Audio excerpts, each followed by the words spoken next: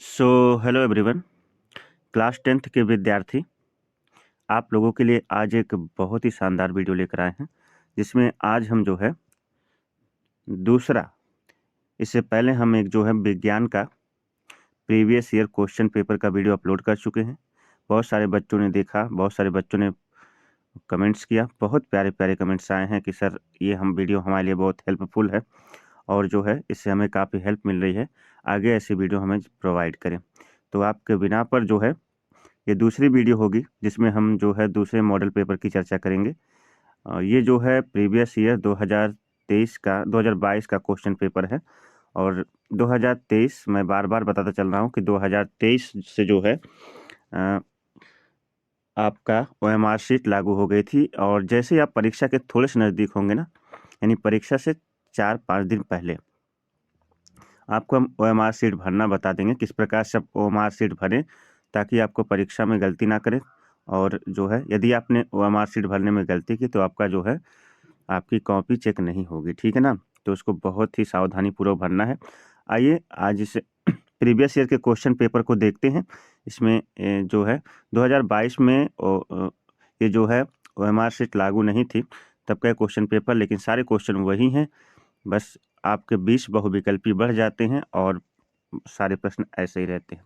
देखिए ये जो प्रश्न पत्र है, ये बोर्ड का प्रश्न पत्र है। यहाँ पर इसका सांकेतांक है 324 BO और सन 2022 का ये जो है सन 2022 का जो है ये क्वेश्चन पेपर है। तो इसी को अब आज हम जो है हल करेंगे, ठीक है ना। तो आप लोग पूरी तरह वीडियो पे बने रहिए।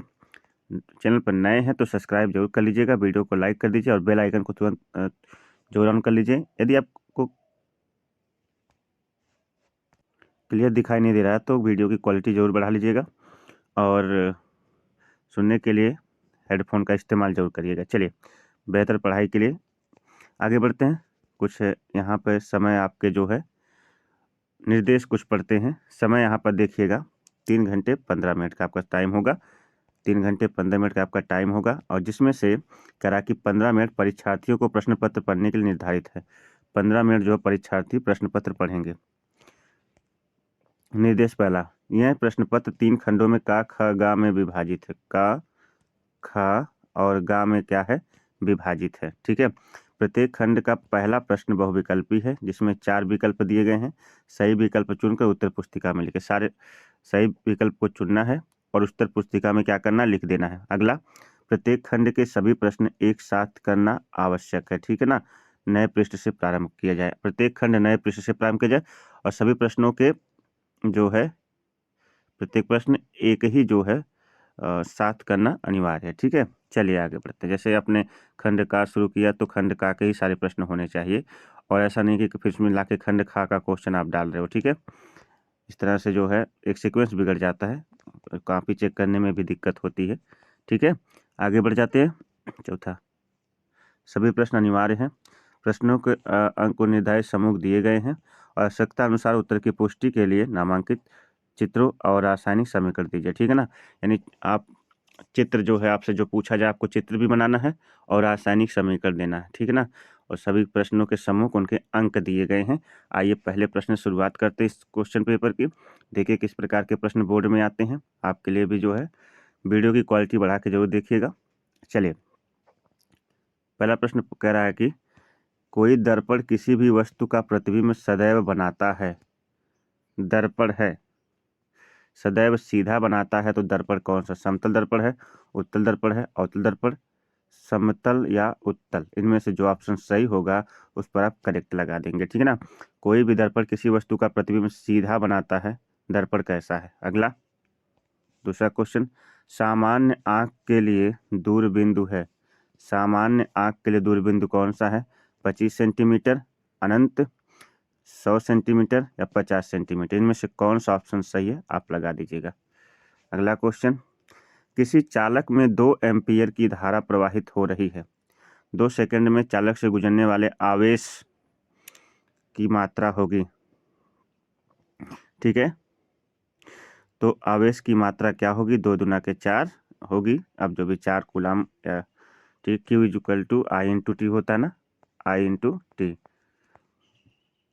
आई धारा है और टी क्या है, समय है। ठीक है ना, तो दोनों का गुणा कर देंगे तो 4 आंसर आ जाएगा। चलिए आगे बढ़ते हैं। अगला क्वेश्चन, का, ख, ग और घा यहाँ पर है। चलिए, प्रेरित विद्युत धारा की दिशा ज्ञात करने का नियम है, क्या है?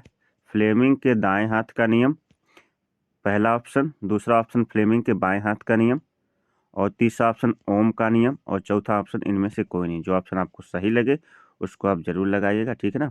चलिए, आपने वर्ष भर तैयारी की है, वर्ष भर आपने पढ़ाई की है, इसलिए मैं उम्मीद करता हूं कि सारे क्वेश्चन आपको आ रहे होंगे। और अगर नहीं आ रहे हैं तो स्क्रीनशॉट ले लीजिए। प्रश्न को सुन करके आप जो है प्रश्नों को अपने नोट्स में, जो आपके सम्मानित अध्यापक अगर आपकी नोट्स बनवाए हैं, उस नोट्स में खोजने का प्रयास करिए। आपके पास सीरीज होगी, क्योंकि आप परीक्षाओं की तैयारी में लगे हुए हैं, तो इन सारे प्रश्नों को आप देख लीजिए। ये सारे प्रश्न बार बार बोर्ड में रिपीट होते हैं, तो देखते चलिए। अगला क्वेश्चन है क्वेश्चन नंबर 2 का ओम का नियम लिखिए, इसके आधार पर एक ओम की परिभाषा, एक ओम को परिभाषित कीजिए। ओम का नियम लिखना है, उसके आधार पर एक ओम को, एक ओम 1 ओम को परिभाषित करना है। ख क्या है? चुंबकीय बल, चुंबकीय बल रेखाओं के गुणधर्मों को लिखिए। खा क्वेश्चन देखिए यहाँ पे है, चुंबकीय बल रेखाओं के गुणधर्मों को क्या करना है, बताना है। चुंबकीय बल रेखाओं के गुणधर्मों को हमें क्या करना है, बताना। ये दूसरा क्वेश्चन खा वाला। ठीक है ना। अब चलते हैं गा क्वेश्चन की तरफ। 16, थोड़ा जूम कर दें, देखिएगा। चलिए, ग 16 सेंटीमीटर फोकस दूरी के अवतल दर्पण के सम्मुख एक वस्तु 8 सेंटीमीटर दूरी पर रखी है। उपयुक्त किरण आरेख बनाइए तथा प्रतिबिंब की स्थिति एवं प्रकृति ज्ञात कीजिए। ठीक है, ये ग है क्वेश्चन नंबर 2 का ग, और क्वेश्चन नंबर 2 का ग। और देखते हैं क्या क्वेश्चन नंबर 2 का घा भी है। ध्यान दीजिएगा आप लोग, तो घा नहीं है। आइए क्वेश्चन नंबर 3, क्वेश्चन नंबर 3 को पढ़िएगा। तीसरा क्वेश्चन कह रहा है कि किसी उत्तल लेंस द्वारा बने, थोड़ा सा, किसी उत्तल लेंस द्वारा बने प्रतिबिंब हेतु किरण आरेख बनाइए तथा प्रतिबिंब के आकार पर टिप्पणी की भी कीजिए। जबकि नंबर 1 क्या पता करना है, अनंत एवं 2f के बीच स्थित हो। नंबर 2, वस्तु लेंस से 2f दूरी पर हो। इस क्वेश्चन ध्यान से इसका स्क्रीनशॉट ले सकते हैं। तीसरे में अथवा करके दिया है, या तो आप ये करिए अगर ये आपको नहीं आ रहा है, या फिर आपको ये दूसरा आसान लग रहा है तो आप ये करिए। ठीक है ना। तीसरे के का में 2 अथवा प्रश्न है। ठीक है ना, तो आप काम दो तीसरे के काम में से पहले चाहे ये वाला क्वेश्चन करिए या चाहे ये वाला। देखते हैं तीसरे का, देखिएगा ध्यान से।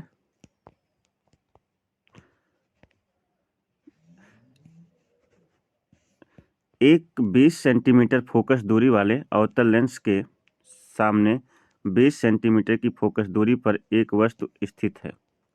वस्तु के प्रतिबिंब की स्थिति तथा प्रकृति किरण आरेख बनाइए। ठीक है ना। एक 20 सेंटीमीटर फोकस दूरी वाले अवतल लेंस के सामने 20 सेंटीमीटर की फोकस दूरी पर एक वस्तु स्थित है। वस्तु के प्रतिबिंब की स्थिति तथा प्रकृति किरण आरेख दिखाइए। ये क्वेश्चन आपका है। का में ये अथवा का है। फिर 3 का खा देखिए, 3 के खा, इसमें भी 2 क्वेश्चन है अथवा करके। किसी चालक का प्रतिरोध किन कारकों पर निर्भर करता है, इतना बताना है। समांतर क्रम में जुड़े 3 प्रतिरोधों, समांतर क्रम में जुड़े 3 प्रतिरोधों R1, R2, R3 का तुल्य प्रतिरोध ज्ञात कीजिए। किसी चालक का प्रतिरोध किन कारकों पर निर्भर करता है, पहले इसका उत्तर देना है। फिर उसके बाद आपको जो है समांतर क्रम में जुड़े 3 प्रतिरोधों R1, R2 और R3 का तुल्य प्रतिरोध आपको ज्ञात करना है। या तो आप ये करिए खंड, तीसरे के खा कर, या तो आप ये वाला करिए, या फिर अथवा करके भी एक क्वेश्चन है। विद्युत शक्ति से आपका क्या तात्पर्य है? 200 वाट का एक हीटर 250 वोल्ट के मेंस से जुड़ा है। गणना कीजिए। नंबर 1 क्या पता करना है, हीटर में प्रवाहित धारा, और दूसरा हीटर के तार का प्रतिरोध, और तीसरा 10 घंटे में व्ययित विद्युत ऊर्जा। इन तीनों में से आपको क्या करना है, सॉरी इन दोनों में से या तो ये वाला करना प्रश्न या फिर ये वाला। क्वेश्चन नंबर 3 आपका का और खा, इसमें 2 क्वेश्चन थे। और देखिए क्वेश्चन नंबर 3, आप क्वेश्चन नंबर 4 पे आ जाते हैं। क्वेश्चन नंबर 4, ठीक है, यहाँ आपका प्रश्न नंबर 4 है।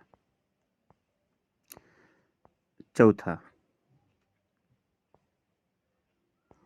चलिए क्वेश्चन नंबर 4 पे आ गए।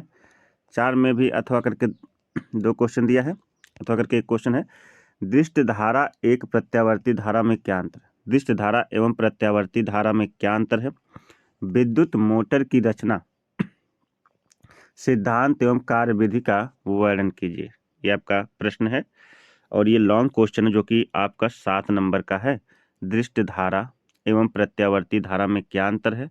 विद्युत मोटर की रचना, सिद्धांत एवं कार्यविधि का वर्णन, सचित्र वर्णन करना। इसमें चौथे में या तो ये करिए, 7 नंबर का क्वेश्चन है, या फिर ये करिए, अथवा करके दिया चौथे का कि फ्लेमिंग के बाएं हाथ का नियम लिखिए।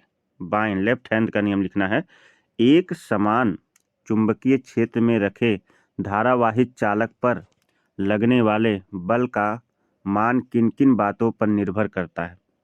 यदि धारावाहिक चालक चुंबकीय क्षेत्र के नंबर 1 समांतर, नंबर 2 लंबवत हो तो बल पर क्या प्रभाव पड़ेगा? ठीक है, तो ध्यान दीजिएगा, ये जो है अथवा वाला क्वेश्चन है 4 का कि फ्लेमिंग के बाएं हाथ का नियम लिखना आपको, और एक समान चुंबकीय क्षेत्र में रखे धारावाहिक चालक पर लगने वाले बल का मान किन बातों पर निर्भर करता है? यदि धारावाहिक चालक चुंबकीय क्षेत्र के नंबर 1 समांतर, नंबर 2 लंबवत हो तो बल पर क्या प्रभाव पड़ेगा, ये आपको बताना है। ठीक है ना, आगे बढ़ते हैं। चौथा, अब क्वेश्चन नंबर 5 पर आ जाते हैं। 5वां क्वेश्चन देखिए, 5वां क्वेश्चन आपका फिजिक्स खत्म हो गया, भौतिक विज्ञान खत्म, और यहीं से आपका रसायन विज्ञान शुरू हो चुका। ठीक है ना, सबसे पहले रसायन विज्ञान के बहुविकल्पी प्रश्न है, और जो नए मॉडल का प्रश्न बना रहा है उसमें सारे जो है बहुविकल्पी प्रश्न एक साथ 20 बहुविकल्पी प्रश्न दे रहा है। ठीक है, तो चलिए 5 के का में देखिएगा, निम्नलिखित में से अम्लीय लवण कौन सा है? अम्लीय लवण बताना है। KCN है, NaHSO4 है, NaCl है और Na2SO4। कौन सा इसमें से अम्लीय लवण है? ठीक है ना, जो अम्लीय लवण है तो आपको बताना है। और इसका 5 का खा कि Fa2O3 + 2Al is equal to Al2O3 + 2Fe अभिक्रिया किस प्रकार की है? अभिक्रिया किस प्रकार की अभिक्रिया है? वियोजन अभिक्रिया है, संयोजन अभिक्रिया, विस्थापन अभिक्रिया, द्विविस्थापन अभिक्रिया। ठीक है ना, तो आप जो है जरूर बताइएगा। आइए आगे बढ़ते हैं। एल्युमिनियम की सतह पर ऑक्सीजन परत बनना क्या कहलाता है? एल्युमिनियम की सतह पर ऑक्सीजन की परत बनना क्या कहलाता है? एनोडिंग कहलाता है, कैटिनेशन कहलाता है, बेसेमरीकरण कहलाता है, इनमें से कुछ नहीं। तो कौन सा इसमें से ऑप्शन सही है आप देखिएगा, ग। उसके बाद घा पे आ जाते हैं। घा पे ध्यान दीजिएगा, 5 क ख ग और घ। ठीक है ही नहीं, चलिए कोई बात नहीं। फिर 6वें क्वेश्चन पे आते हैं। 6वें पे वियोजन अभिक्रिया क्या होती है? उदाहरण दीजिए, पहला क्वेश्चन है। 6वें के का पहला, 6वें के का और 6वें का खा पे आ जाइए। प्लास्टर ऑफ पेरिस बनाने की विधि तथा उपयोग को लिखिए।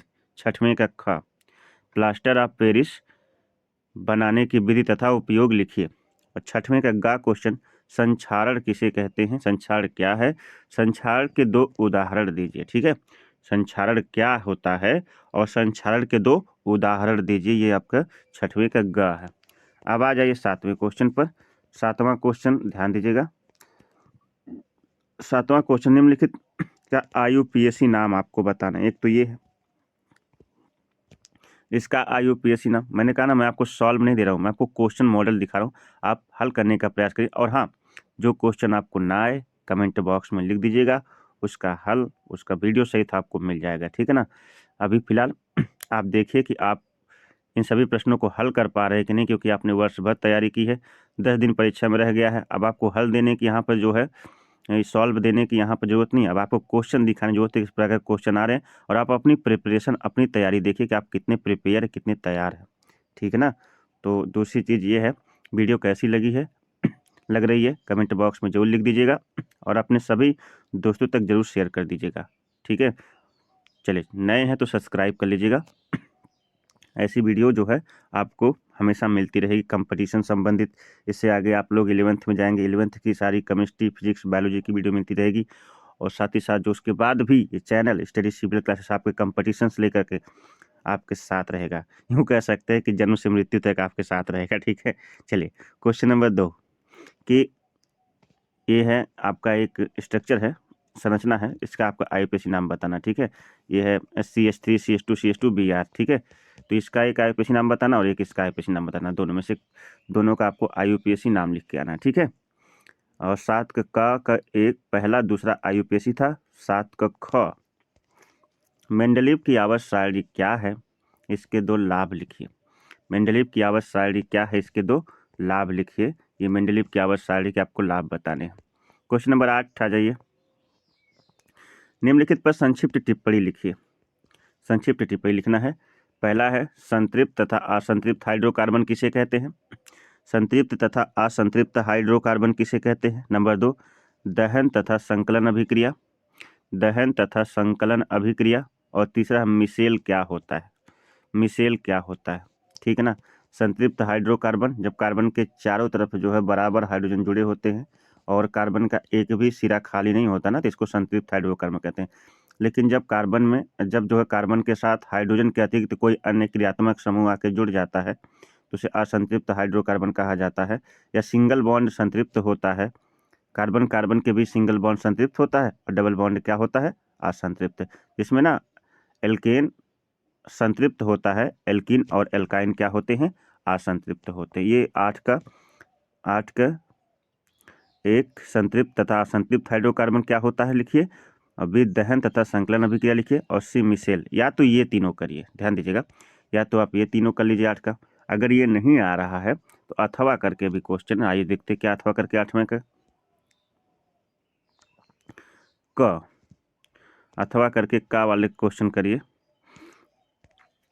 निम्नलिखित रासायनिक समीकरण लिखिए। रासायनिक समीकरण, एथेनॉल सोडियम के साथ क्रिया करता है तो क्या बनाता है। 1 नंबर का, एथेनोइक अम्ल सोडियम हाइड्रोक्साइड के साथ अभिक्रिया करता है तो क्या बनाता है।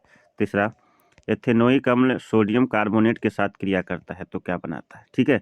अब 8 का खा देखिए क्या कह रहा है।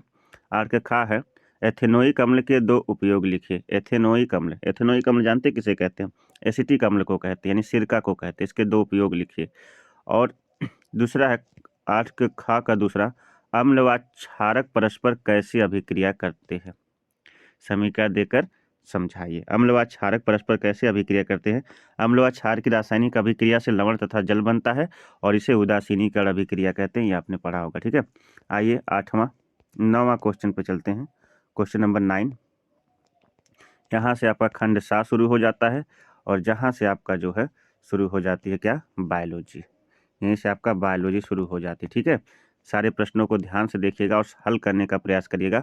बहुत ही बेहतर प्रश्न आपके लिए लेकर आया हूँ, ठीक है। बायोलॉजी देखिए, मेंडल के अनुसार मटर के पुष्प लंबे पौधे का जीन प्रारूप होता है। कौन सा लंबे पौधे का जीन प्रारूप है, ठीक। अगला क्वेश्चन, स्वापोषी पोषण हेतु क्या आवश्यक है। स्वापोषी खुद का भोजन बनाने के लिए क्या क्या आवश्यक, सब कुछ आवश्यक होगा, ठीक है ना। जब पेड़ पौधे अपना भोजन बनाएंगे, कार्बन डाइऑक्साइड, जल भी चाहिए, क्लोरोफिल भी चाहिए, सूर्य का प्रकाश भी चाहिए, स्वापोषी पोषण के लिए सभी आवश्यक है। चलिए, क्वेश्चन नंबर 9 का क ख, फिर 9 का ग देखिएगा, 9, ठीक। 2 ही इसमें जो है बहुविकल्पी है। आइए क्वेश्चन नंबर 10 का, सजीवों तथा निर्जीवों में 2 प्रमुख अंतर लिखे। मतलब मेरे हिसाब से इससे आसान क्वेश्चन भाई सब कोई हो ही नहीं सकता कि सजीवों तथा निर्जीवों में 2 प्रमुख अंतर लिखिए, ठीक है। हो सकता है क्या ऐसे कोई आसान प्रश्न, कुछ भी नहीं हो सकता, ठीक है ना। और अगला क्वेश्चन है कि श्वसन को परिभाषित कीजिए। श्वसन किसे कहते हैं, इसको आपको क्या करना है, परिभाषित करके आना है। श्वसन को परिभाषित कीजिए, श्वसन किसे कहते हैं, ठीक है। श्वसन की परिभाषा देनी है। चलिए आगे बढ़ते हैं।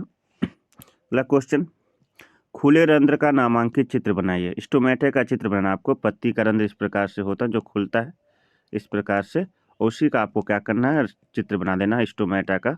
किस प्रकार से स्टोमेटा क्या करता है, स्टोमेटा किस प्रकार से खुलता है, पत्ती का रंध्र, ठीक है। तो आपको जो है खुले रंध्र का नामांकित चित्र बनाना, स्टोमेटा पत्ती के रंध्र का आपको क्या करना, चित्र बना देना। 10वां का ख ग, ठीक है। आइए 11वां क्वेश्चन। 11वां क्वेश्चन यहाँ पे आपका है, पादपों में जल भोजन का परिवहन कैसे होता है। पादपों में जल तथा भोजन का परिवहन कैसे होता है। तो पादपों में जल का परिवहन तो जाइलम करता है। कौन करता है, जाइलम। और भोजन का परिवहन कौन करता है, फ्लोएम करता है। ये सारी प्रक्रिया आपने जरूर पढ़ी होगी, ठीक है ना। तो जल तथा भोजन का परिवहन कैसे होता है, आप इसको करिए। अथवा ये नहीं आ रहा, अगर ये वाला क्वेश्चन करिए 11 के का अथवा, या फिर ये करिए, मानव में मादा जनन तंत्र का सचित्र वर्णन करना है। फीमेल रिप्रोडक्टिव सिस्टम का सचित्र वर्णन करना है। मादा जनन तंत्र कैसे बनता है, आप लोगों ने जो है चित्र जरूर देखा होगा मादा जनन तंत्र का।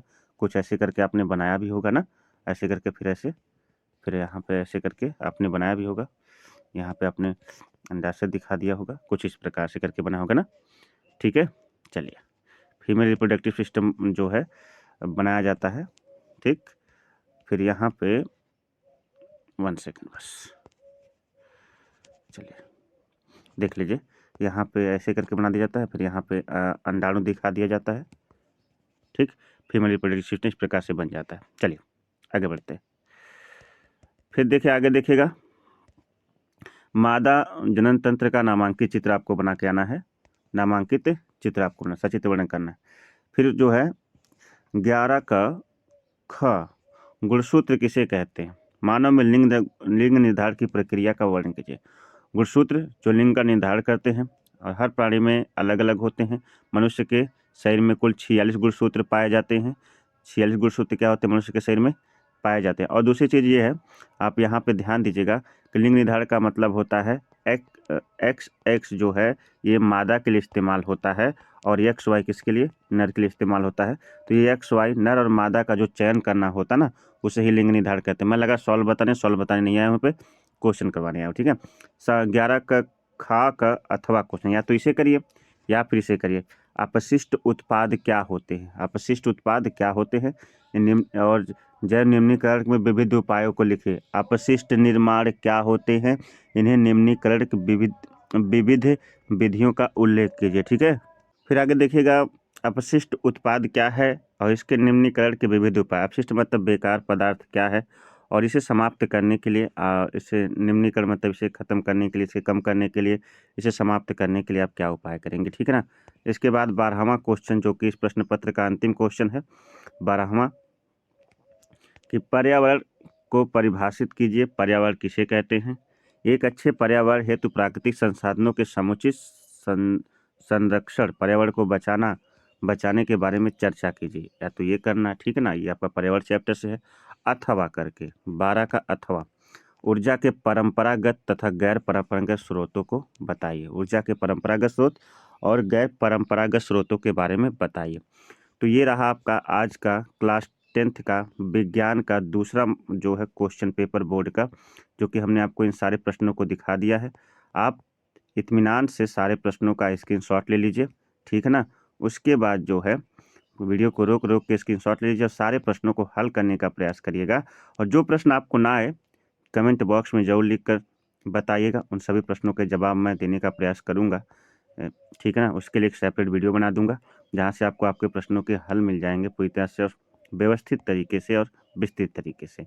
उम्मीद करते हैं कि आज की वीडियो आपको पसंद आई होगी। और दूसरी चीज़, सारे बच्चे ध्यान दें कि ये जो सीरीज चल रही है, इसमें विज्ञान, हिंदी, अंग्रेजी, गणित, सामाजिक विज्ञान, सभी विषयों की जो सीरीज चल रही है। तो इसमें आप लोग जो है पूरी तरह से चैनल पर बने रहें और वीडियो को लाइक कर दीजिए, अपने सभी दोस्तों की सभी ग्रुप में शेयर कर दीजिए। और जो है चैनल को सब्सक्राइब जरूर कर लीजिएगा, वीडियो को लाइक कर दीजिए। मिलते हैं एक नई वीडियो के साथ, एक नए जो है बोर्ड क्वेश्चन पेपर के साथ। तब तक के लिए आप सभी को नमस्कार, बाय बाय, जय हिंद।